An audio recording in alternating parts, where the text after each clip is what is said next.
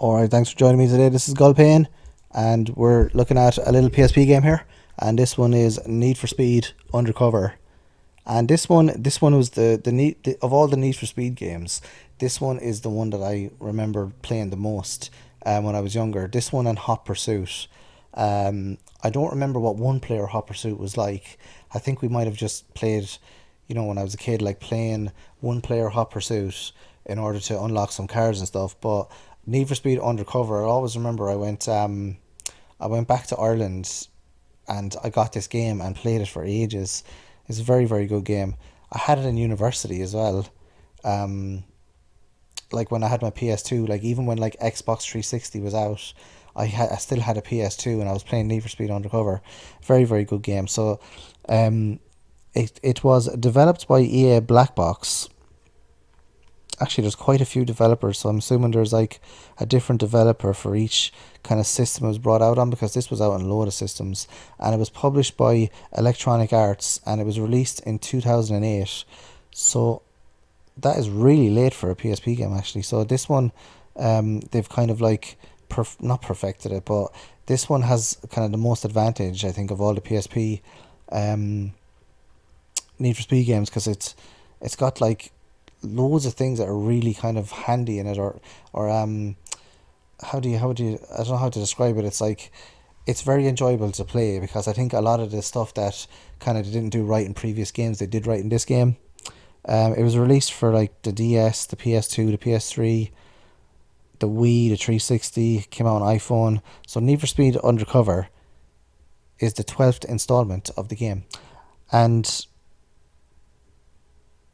is the last Need for Speed game from the second era. So, according to my research, and by research I mean Strategy Wiki, there's basically a couple of eras of Need for Speed. So I wasn't aware of that. It must be the when they brought out the first few games on like whatever it was, like 3DO or something, and then they had like the second era must be like the PS2 ones, where they really start getting good, and then the third era, then I'm assuming, I don't know this, I'd have to look it up, like, but the third era must be like the reboots that they're doing at the moment, like in the like from 2015 and all that. They've basically just kind of gone back to the original games and just remade them again, or kind of improved them a lot. So I think that's kind of, well, you would need to do that, for the kind of the modern player, so that all those kind of old fashioned things aren't, the kind of the stumbling blocks, or the kind of the things that were just a problem in Need for Speed games, which there was quite a lot.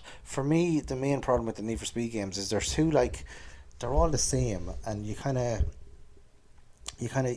race on the tracks, you get the money, you buy new cars, and then you do up the car.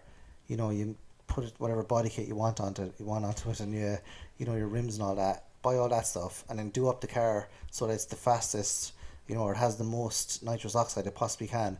Then you leave that car and you buy a new car, that's kind of has better kind of base stats. So I feel like the car that you previously had should be better than the new car, since you upgraded it so much. But that doesn't happen. You have to keep buying the new cars and then progressing.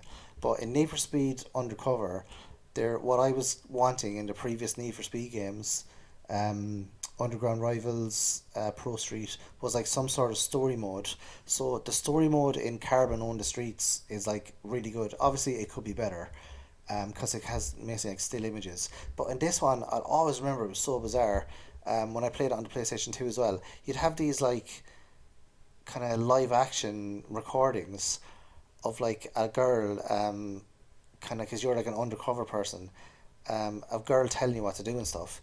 And the PS2 version particularly had like a really good open world, where you go to different locations, and then you have a race or whatever, or a drift, or the different kind of race types that are in Need for Speed, and then you can like drive to a different area in town as well. So I really like that. I didn't experience that before, in a racing game. It probably was in racing games, like, it's kind of like a Grand Theft Auto style, but without all of the killing people and knocking people down, all that stuff. So you just stick to racing. So I think Need for Speed Undercover is kind of not a demarcation, but like kind of a landmark, because I think Need for Speed games after that, they kind of follow that sort of like not regime, but follow that sort of like mechanic of kind of having an open world kind of a game, instead of just kind of the menu based system which is in the other Need for Speed games, if that makes any sense at all. So thanks very much. If you played Need for Speed Undercover, let me know in the comment section below. Thanks for listening, thanks for watching. I'll see you guys in the next video. Adios.